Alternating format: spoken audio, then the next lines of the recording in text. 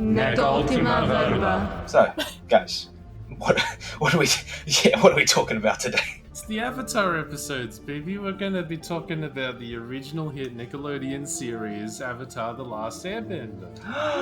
Whoa. If I had my soundboard right now, that would have been great. I love air. It helps me live. Really? I bet the Earth Queen could have done with some air. Then you put, if I had the soundboard right now, I could have done, but don't taste in there. Hello, everybody, and welcome back to the Last Words Any podcast, ladies and gentlemen. Rated 15 out of 3 bagels of 4 baguettes on iTunes by username episode 2 double dot in the vertical line that no one knows the name of, The Legend of Korra. What? That doesn't make any sense. It shouldn't. That's why they shouldn't have written it. No. I'm gonna kill them, right? Is that I what? know. Is that good? Obviously. Okay. All right. Anywho, my name is Callan. Across from me is sitting the one. Manager Reggie's back. We're here. And brighter Not than necessarily in black. That's true. She's actually wearing gray. Yeah, gray. Gray. I'm in the Yeah, gray sure. area. You know, like same. No, we're Actually. both wearing gray. How We're come- both wearing gray. Why? How Yeah. come y'all turned up with a uniform and didn't tell me about it? Well, hey guys, it's me, Brandon. Hi, how you going? It's me, Brandon. I said that already. God damn it. You're doing amazing. Yeah, I've never gotten better at that, but that's okay. No. It is my last couple of episodes now as a full-time host, at least, so it should be fun. 1 Guys- minute, 30 seconds, guys. We did it! We did it. We Woo, did it. That should take like Yeah. 20 seconds. That's half on me. Actually, it's almost entirely on me. Yeah, I didn't hear anyone weeping though over my announcement, but that's okay. I guess. No. Well, that's you're because leaving? you announced it ages ago Yeah, in the but like, trailer for these episodes. I know, you know. So, guys, what are we talking about today? It's the Avatar episodes, baby. We're gonna be talking about the original hit Nickelodeon series, Avatar The Last Airbender. Whoa. If I had my soundboard right now, that would have been great. I love air. I love helps air me also. live. Really? I bet the Earth Queen could have done with some air. Air Then you is- put, if I had the soundboard right now, I could have done, but don't taste in there. Mm. Could have been this whole thing, but that's okay. Quick Well- fire right now. What is everyone's favorite parts about the legend? No, not the Legend of Korra, just Avatar. Avatar, my favorite parts. Mm. You got to Well, pick one. Just one. Just I one. love this whole scene where Aang and Zuko learn firebending and what it actually is from the Sun Warriors and the dragons. I forget the dragons' names now, even though I just watched this episode like earlier today. Don't Brandon worry, so Shaw have or I. something. Actually, yeah, that sounds about right. Yeah, something like that. But yeah, that was one of my favorite moments from the whole show. And if I had to pick another one, it would be when Zuko redirects lightning. But yeah, anyways. Mm. Reggie, I your like turn. Google's thing too. Mm-hmm. I think the one that I really like is just when the whole part of this season where they're trying to get Toph. Just that general series of escapades. Yeah. They're just Because dicking like around they don't know Toph's who village. she is, but then they find out it's her, and they're like, no, "We don't want you. You're a little girl, and you're blind." And you're from a And then rich she's like a family. badass. Yeah, and she's like the only cool person in this entire universe. Exactly. Yeah, I agree. Unironically, Unironically, she literally invents her own style of bending, which is incredible. Exactly. she does. Yeah, but oh god, it's really hard to just pinpoint a single moment that I think stands out above the rest because it's just like a progression of It's so just many really great good moments. all throughout. Yeah, It really is. the whole show's just one great moment, you know. Overall, Very few lowlights that I can think of. And even Yeah. then, they're like relatively justified. I think the only point in the show where I just kind of was like, wait, what? Was probably when the lion turtle turned up, just kind of out of nowhere, and taught Aang this whole new energy bending thing that just kind of came out of nowhere. Which, I get it. It was just a device so he wouldn't have to murder someone, because it's a kid's show as well. But, it kind of just came out of... They could have hinted at it, at least, throughout the show a bit more, or built up to it.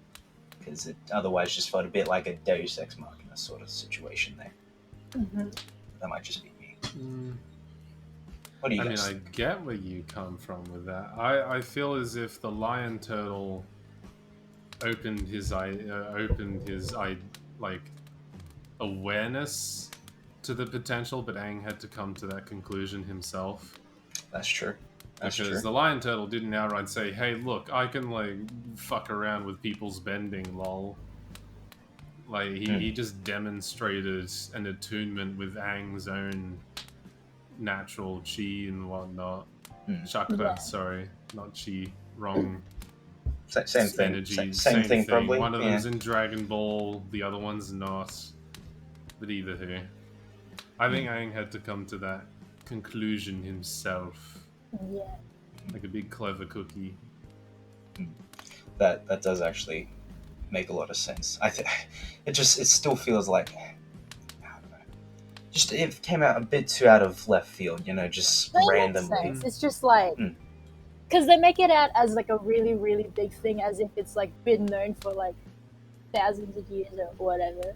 But then it just sort of pops out, and it's like you have to, in your head, just think about how important it is instead of building up to it. Yeah. Yeah. Like, as far as how it works with Aang's character and that sort of thing, it's brilliant, but just, I think, structurally it could have been, built up to a little bit better. But, that's pretty much a nitpick considering how the rest of the series is goddamn perfect. But, That's true. Yeah, we've got to find something bad to talk about.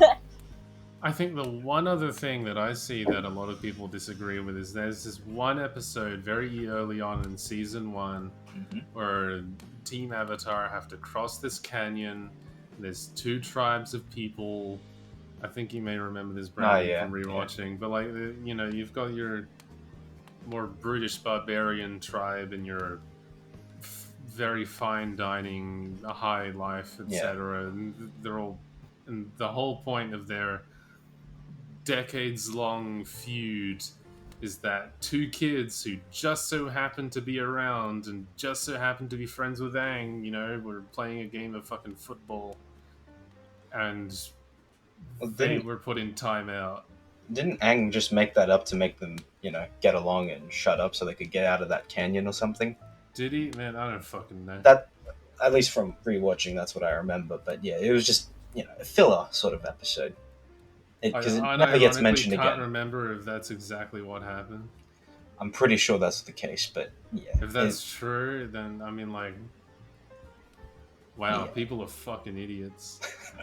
Hey, book 1 in fictional universes, goddamn. Yeah, book 1 was full of that stuff, I guess. Just early on, especially, before they really got into the whole... It was growing pains. People see a lot of the earlier assets of season 1 as the weaker points, which is amazing because season 1's really cool and fun.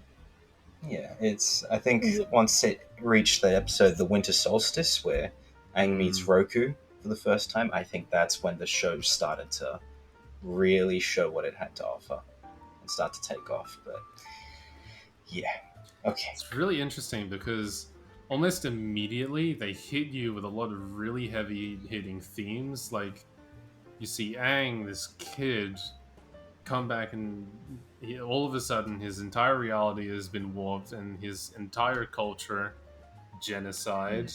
And there's a 100-year war that's been going on, which could arguably, and he sees this, a couple seasons later, he fully admits it, but it's kind of his fault for disappearing.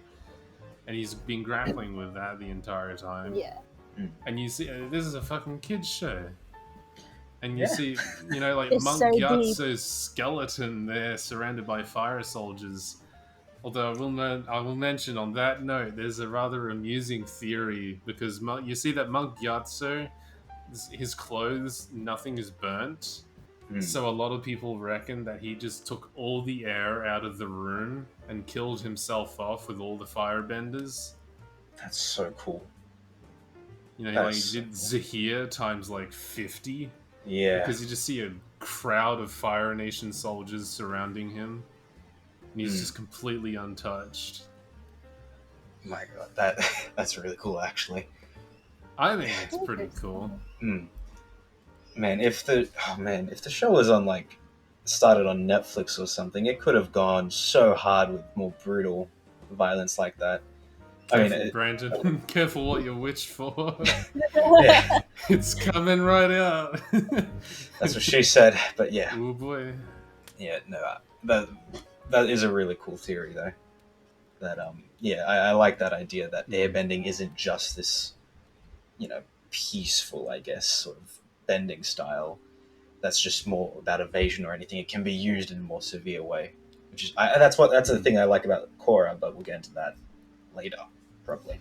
It's also really interesting because, and this is one of the things that I think that the original Avatar The Last Airbender series really does amazingly, is its meta-analysis of societal occurrences. Like there's propaganda, and I think that's a large part of it. I mean, we see later on, like season 4, like when Aang goes to like Fire Nation school and all that shit. Like there's propaganda about how the Air Nation had armies and shit, and they were a mobile force of yada yada, and they were a threat to the Fire Nation, etc. And that's the excuse that they use for massacring the Air Nation people. But then on the alternative side, like you see that the air nomads are being built up to be these really exonerated people with higher morals, and they're all vegetarians and whatnot. But then, like, if you start looking underneath the subtext, you also start to see that these are also just like myths and legends that people came up with because the airbending nations were so secluded from society. A lot of them weren't even vegetarians, and that's like a big thing that we kind of get. Like, yeah, they weren't all vegetarians, and a lot of the time they weren't exactly the most moral people. Like they were still just as infallible as everyone else. Like, Yeah. we saw that with Aang as well. Like they did kind of have some clouded judgment with how they handled him. Like they kind of forced him into the Avatar cycle. Like what, almost 8 years too early? Yeah. They did a Legend of Korra, but better. Yeah, I like that. I'm glad they didn't make it just plain black and white, good and evil sort of thing. It's very gray, the entire world. Yeah.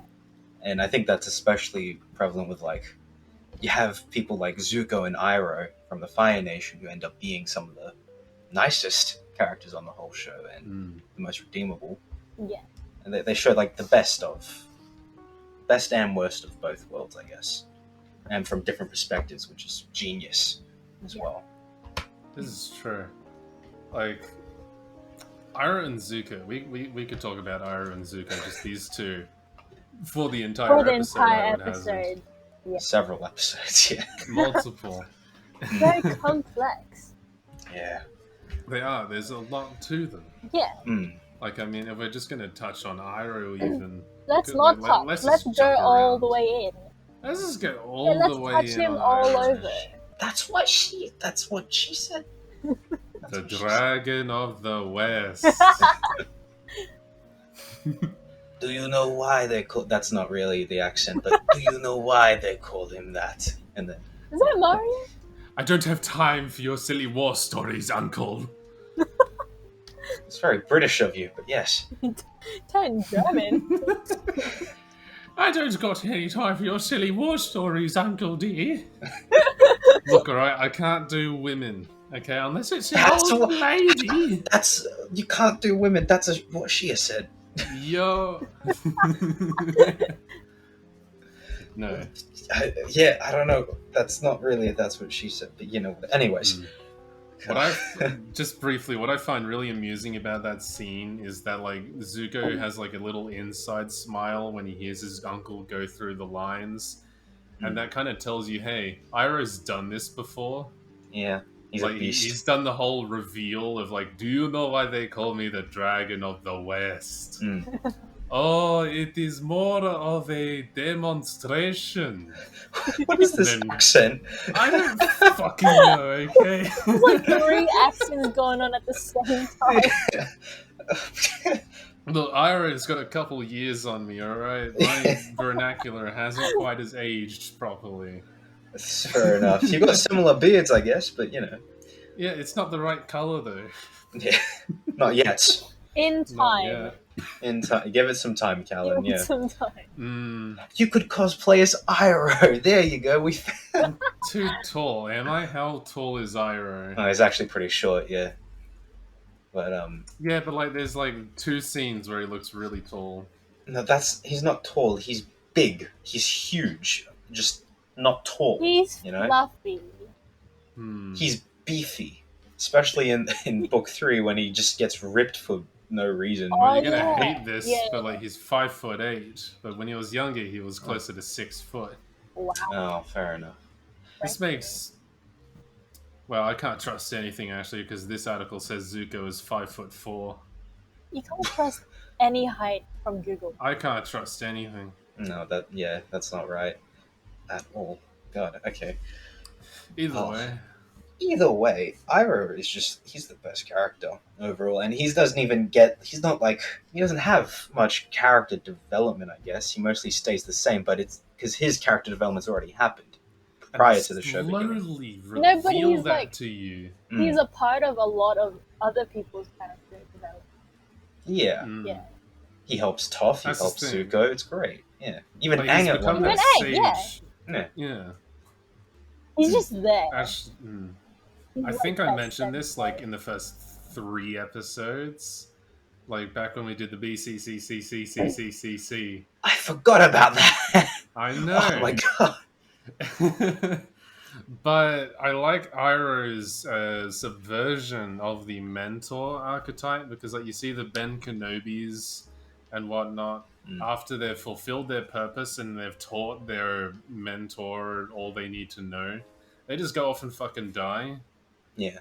Whereas Iroh, instead, we get their separation, and then we get amazing masterpieces like Zuko Alone.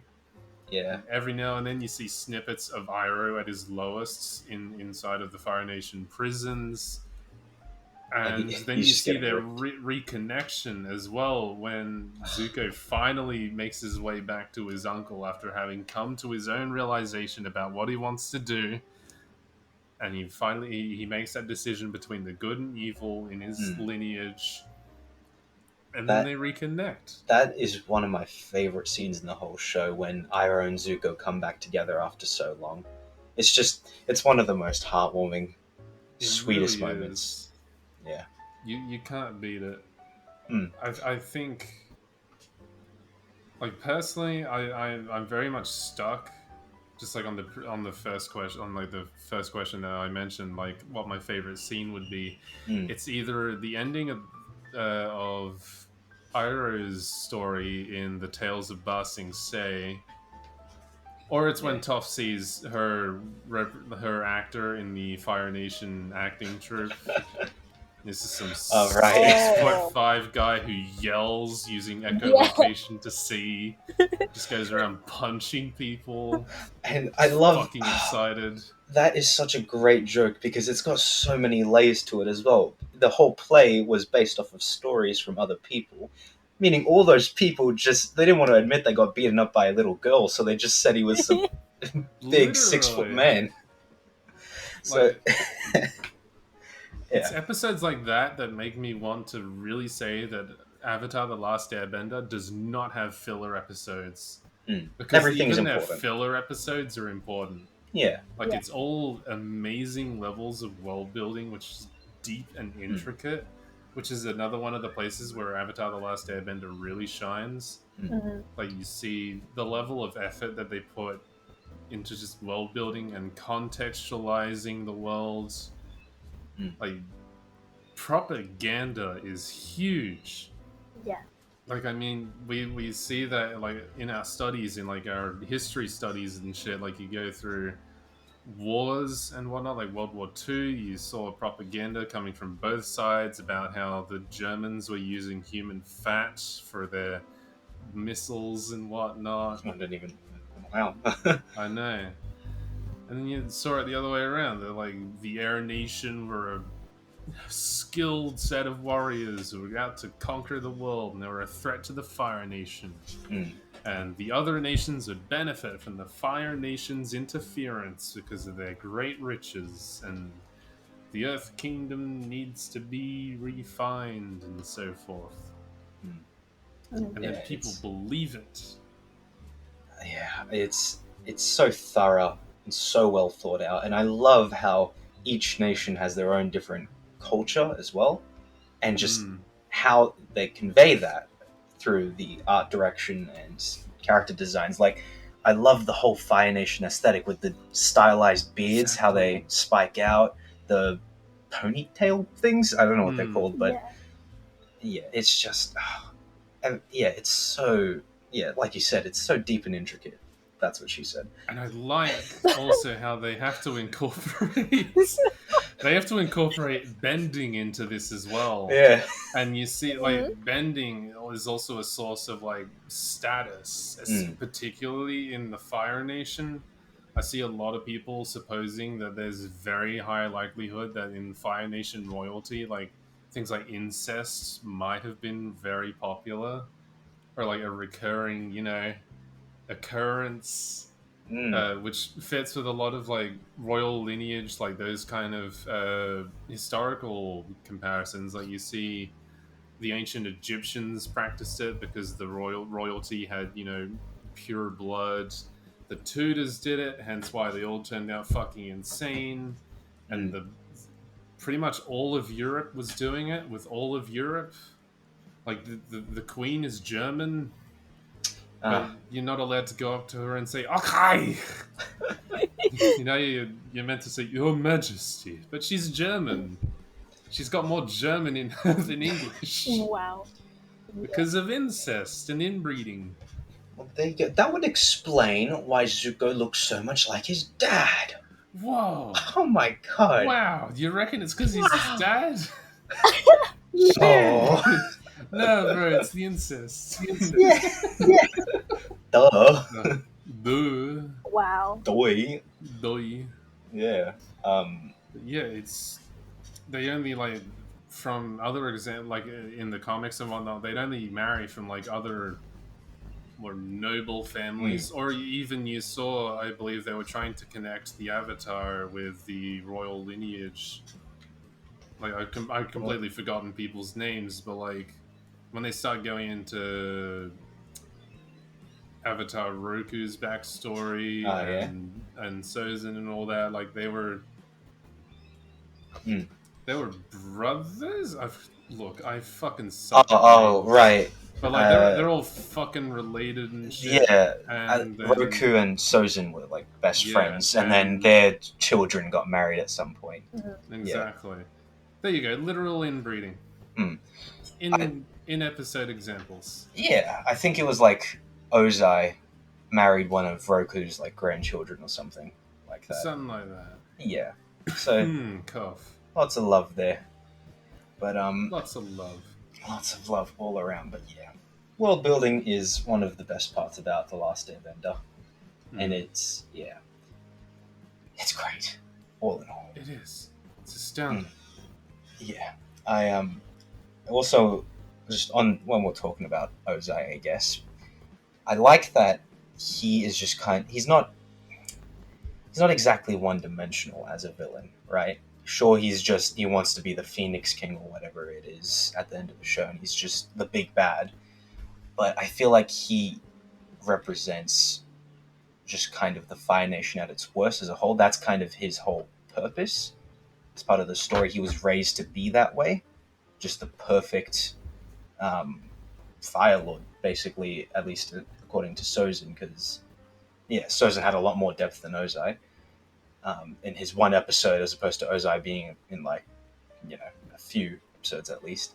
And that's kind of what you see in Azula, who's kind of being raised to be the next perfect Ozai. And yeah, so because that's something that I hear a lot of people talk about, with Ozai being just kind of one-dimensional and a badly written character. But I don't know. I think he's great still. I think people fail to see like Ozai being written off screen because that's mostly what he is. Like Ozai isn't the on-screen antagonist. Yeah. That's what Zuko and Azula and so forth. That's what their roles are meant to be. Yeah. You're meant to see Ozai through his impact, especially towards his family. Like you see Zuko's scar, that's literally from his father. You see how Azula has gone mentally insane trying to live up to her father's expectations of becoming the perfect child and becoming the next Fire Lord and whatnot. And how she's undermining other people. She's become insanely manipulative. Insane in general, Just insane in general. Psycho. Psycho. Literally blue fire. That's like kind of crazy. It is. I think it's generally accepted that like any really talented firebender could pull off blue fire, but it's just excessive amount of use, like of force or pressure to you accomplish need to be that. like real emotional for all that. And at that point, it's like, why bother? Because it's going to come to the same result. But that's Azula's thing, where she has to be perfect. Like, you see her training with the two old hags who are like the Fire Nation, her teachers, whatever the fuck. She goes through this really complex routine, and then one strand of hair falls out of place, immediately shut down. She did it wrong. It wasn't perfect. One strand out of place. And that sort of reflects itself in her bending styles. One of the things that I love is about their attention to detail when it comes to animating individual characters' fighting styles and bending. Azula, to the very last minute, was calculating, precise, extremely precise, and always unyielding and fluid. Zuko could be a bit more brash at times, and he was a lot more linear and straightforward. Yeah. And then you get to the final Agni Kai, and that's just when all hell breaks loose, and Azula just loses it, and she's out of control, loses restraint. Her bending is sloppy, her fire is all over the place. There's no precision to it, and Zuko is able to outskill her essentially. Yeah. And they have to. That's a lot of attention to detail. Like they don't. It's not visually fucking 4K, but artistically and stylistically, it is vast. It is outstanding, especially for its time. And I just want to also add on, it's always crazy to me that she's 14. Exactly. Throughout These are kids. Yeah. Azula gets sent to a mental asylum when she's 14.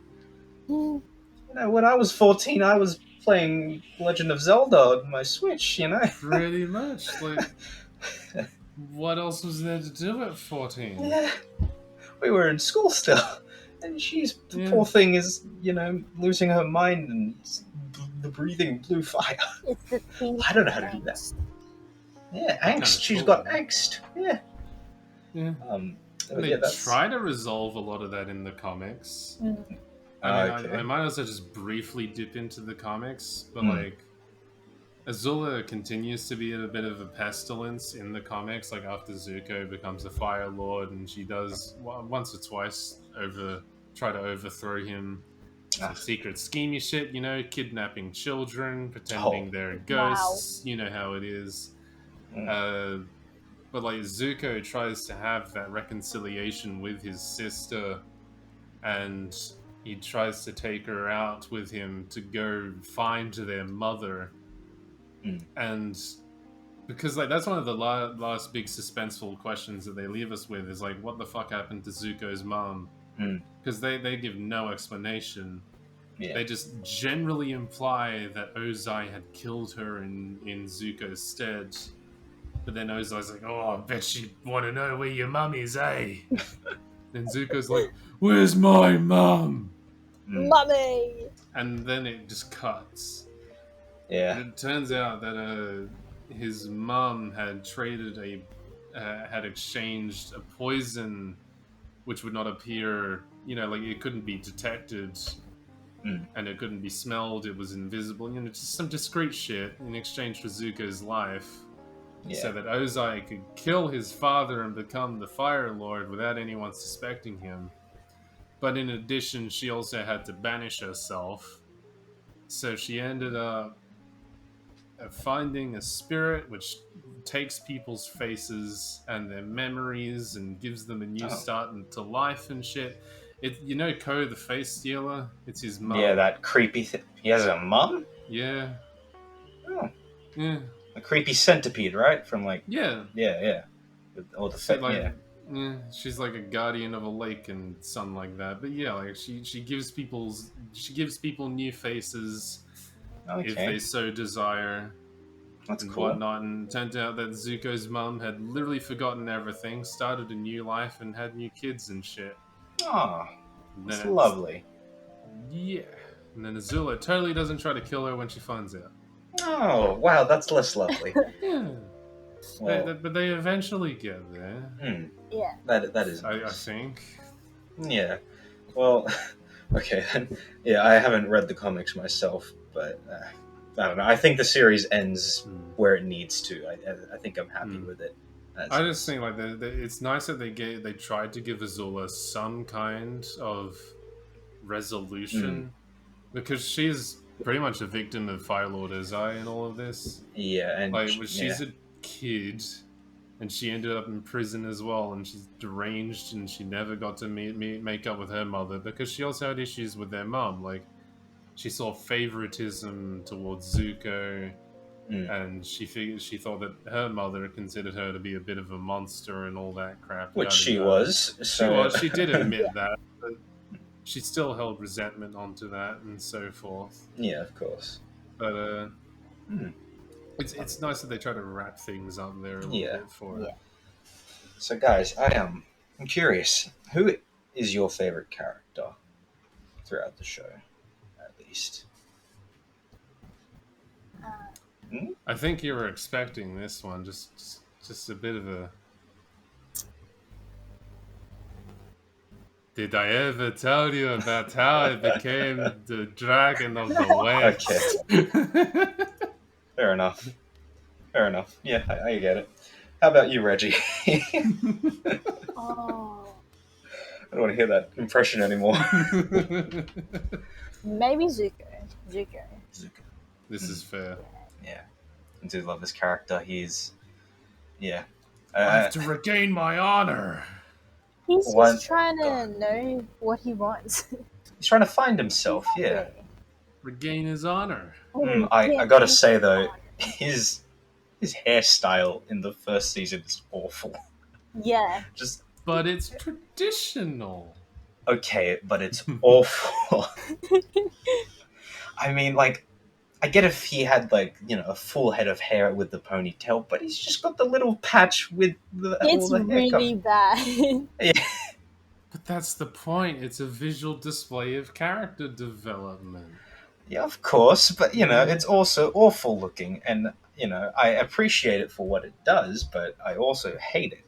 But that's the point. You're not meant to like it. That's fair enough. That's it just the looks Zuko like that the they're back trying of to... a horse's, tail. Or Yeah. just a horse's tail in general. A ponytail. A ponytail, I guess, is what. No. Well, I guess we're uncultured then. Yeah, fair enough. I got to say that my favorite character, just on this rewatch, has to probably be Sokka. Fuck, you're not wrong. Sokka is a very close second. Yeah, I thought it was, I just kind of overlooked him in my first watch through a couple of years ago, and then I'm just appreciating him so much more now. He's, first of all, great with comedic relief, so funny all the time. Naturally. And props to the voice actor. I'm forgetting his name now, but great job there as well. It's just, he's just got this vibe about him that's just so relatable. He's the one who's always getting the short end of the stick, In every situation, the Every team ends up. 5 seconds, he's getting a rock pelted in his face. He's getting drenched. He's getting blown off the back of Vapor. Yeah. He's Yeah, getting scorched.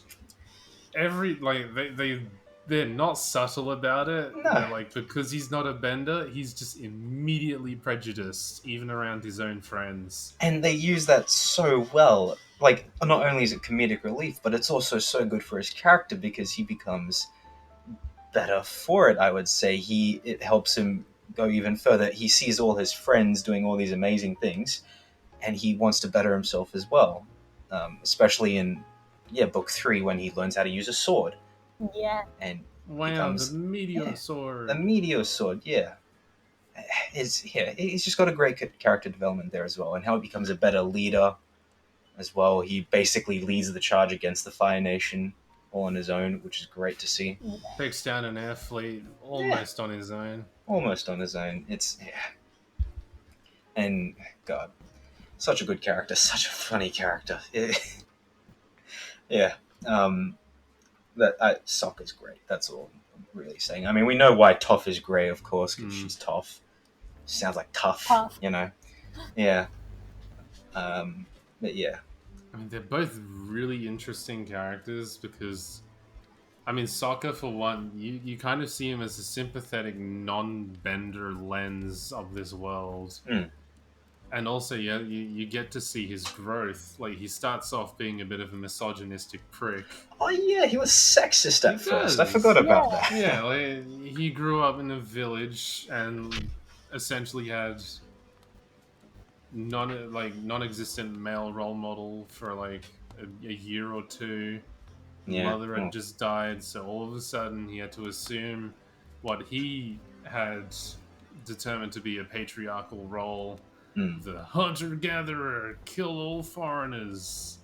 How did that tribe survive with Sokka leading it for 2 years? That's insane. Oh my god. Because no offense to Sokka, but he was kind of pathetic to begin Sheer with. luck. Yeah. Okay, but I love that the moment he gets his butt handed to him by a group of women, by Suki. Suki and the Kyoshi warriors. Yeah, he does a complete 180 and realizes that, he's not. Oh, hey, I'm an idiot. Yeah, which is really nice to see. Oh, God, and that must be great for children watching the show as well. Growing up. Definitely. Breaks down all those prejudices and stereotypes. Yeah. And all that jazz. Oh, the Kyoshi warriors are something else. Like, they're So cool. fucking cool to watch. They're really cool. Yeah. I'm really big fans of them. Get it? Get it? Do you guys get it? Because they use fans. God. They use fans as well. Yeah, They use Kyoshi's signature weapon. Whoa! Yeah. Also, their designs are fantastic, but This is true. And they have waterproof makeup. I mean, I know. it's kind of genius. Like, hit me up. It's probably actually in hindsight, it's probably made out of whale fat and whatnot. No. Is that how that works? Early makeup was made out of whale blubber. Oh. And I imagine since it's a fat, it's non-water soluble, so it's probably water resistant. So you're wiping like whale junk on your face to make yourself look cool? Because like when people first figured, oh hey, there's really big things in the ocean, well we've got ships now and we can harpoon them and then drag them back to shore. People realize, oh hey, these things are like really big cows and they have a lot of meat. So like we can do stuff with it. What, this giant fish is like a big giant cow. I'm going, wow! Here it is, one whopper of a sea cow! My God! Oh, man. Gee, golly! Yeah. Oh my gosh. Yeah, okay. Also, obviously, Texans were not the first people to use whale products and whatnot. I mean, like, narwhal and whatnot is used by the, like, Inuit people and so forth, or Eskimo people for, oil lamps and so forth, or just in general. Yeah. Shit's edible. They lived around. Either way. Giant water cows, I like that. That's what I'm going to call them from now on. Okay. I mean, hey, that's what people thought Not hippos a were. fish, not a shark, not Actually, a no, they whale, thought they were water horses. Water horses. giant Oh, that's water even better. cow. Yeah. Well, I'll talk about water horses and hippos later. If I haven't already. Fair enough. But Hey, yes, we're I don't waterproof, remember where we were, but waterproof makeup Kyoshi all works. right. Well, hey, moving Um, on from there, I just want to mention Appa's Lost Days. Do you guys remember this one? Oh yeah, I do. The that That episode, was was sad. yeah, really the sad. saddest episode. It's That's the God, real like It's up poor Appa. there. heartbreaker episodes. It is like goddamn. Yeah, God, the poor Gets thing. kidnapped how many times? I know, by like 3 different people, and yeah, it's so sad. But Yeah, And you see it intertwined with the rest of the world as well. Like you literally see the Kyoshi warriors getting captured, and that's foreshadowing that was for really when they turn good up in when the they Earth found Kingdom.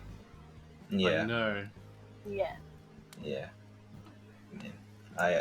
I just wanted to say that that's a really good episode.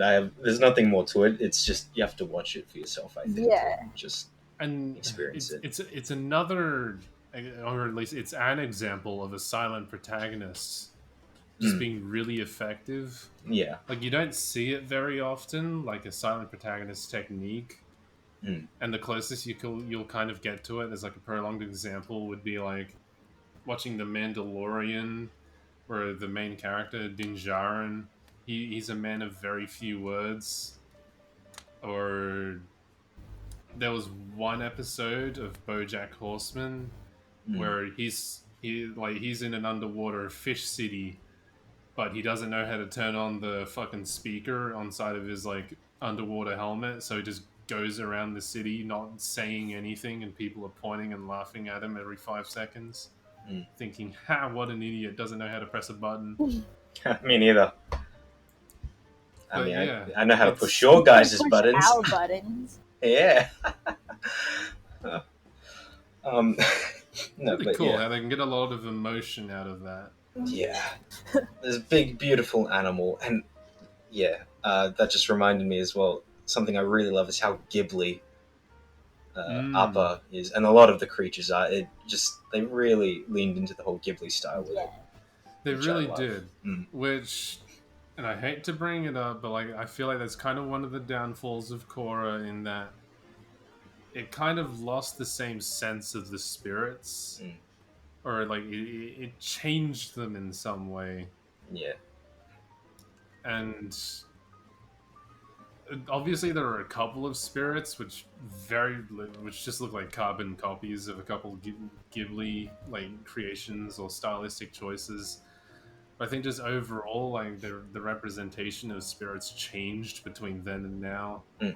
You see, what's the panda fucker? Oh yeah. Obai? Hey, bye. Obai, that's Yeah. it. I remember that because it's like, hey, bye. You know. That's yeah. Oh, that's brilliant. That must be a actually. I good like inside that. joke for the group. It's like they say "hey bye" all the time. I don't know. Yeah, I don't know how that would imagine. work, but yeah.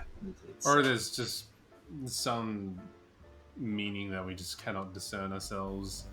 Yeah. But either way, That, you see Hey by being introduced in his more angered form and whatnot, and it feels menacing and alien.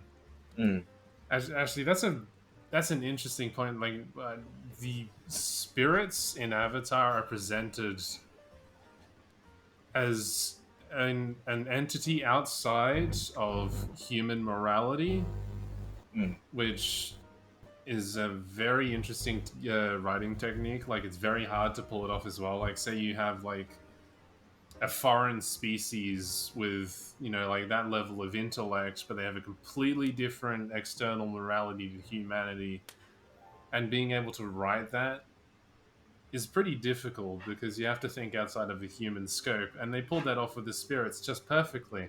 Like you don't get a sense of the spirits are good nor evil, they just are, and their morality is completely different from ours, and they feel almost alien. And then you kind of get to Korra, and that just kind of falls apart a little bit. When there's true. a literal spirit of good and a literal spirit of evil. a lot of things fall apart in Korra. That is unfortunate. Yeah. Swear, Korra's could be okay. It could be better, but it isn't. Mm. I'm gonna stand on that Well, ground. look, yeah, we'll get to Korra We'll We'll later. get get to to Korra. that. We're Yeah. eating into Okay. Avatar time. Yeah. All right. Well, just to veer away from the spirits, then, before we get a bit more angry at a certain Korra, I do want to mention, I guess, like Aang's character arc a bit more. This is fair. How, yeah, he's kind of that classic trope of the chosen one, but he doesn't want to be the chosen one. You know, hey, the BCCCC, we did a trope thingy Ooh, we about did. that. We did, I think so. It was like about Mulan or something. Yeah, it was ages Probably. ago.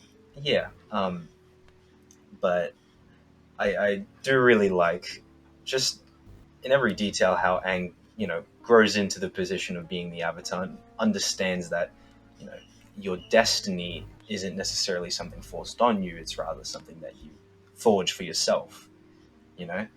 And I like how, this is just a little thing that I saw on Reddit ages ago, but the first episode is called The Boy in the Iceberg, and the final episode is called Avatar Aang, which I think is just really nice symbolism sort of for his character progression, where he ends up by the end of the show. Yeah.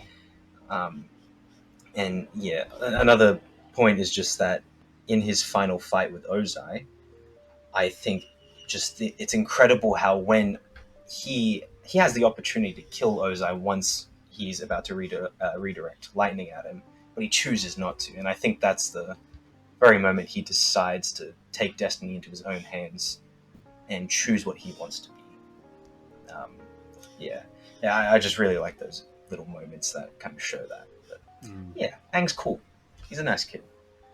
His choice, like when he's studying with Guru Patik to unlock the Avatar stage, Oh right, yeah. and he chooses at the final gate to turn back and choose love over being able to enter the Avatar state at will and potentially have it lost to him forever. Like, that's just kind of a step forward in that progression of Aang choosing to be connected to the world and to his earthly desires. Yeah. And that it's interesting because that's also against what he believes to be his earthbender, like his air nomad motif, like his culture's way of life, to be removed from earthly possessions and whatnot. But then all of a sudden, his attachment to other people, in particular Katara, he starts to see the benefits of those connections and in being able to forge his own destiny. Yeah. And he makes that choice, and it's a deliberate choice. Yeah. And mad respect to him for that. Yeah. He's got my respect.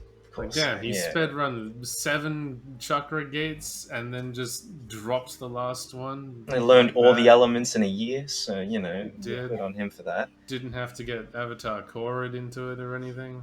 Yeah. Yeah. That actually, just on the chakras and that sort of thing, I never really understood why that was necessary for him to learn how to control the Avatar state when every previous Avatar, it's not really mentioned that they needed to, detach themselves from the world in order to master that.